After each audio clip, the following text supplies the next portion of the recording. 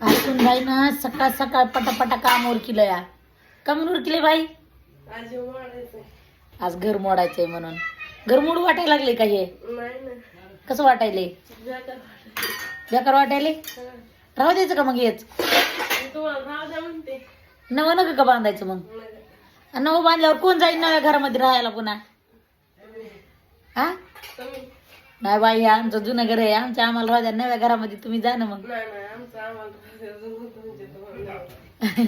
आम्हाला जुन्या, तुमचे तुम्हाला नवं. नव्या जोडीला नवं, जुन्या जोडीला जुनं.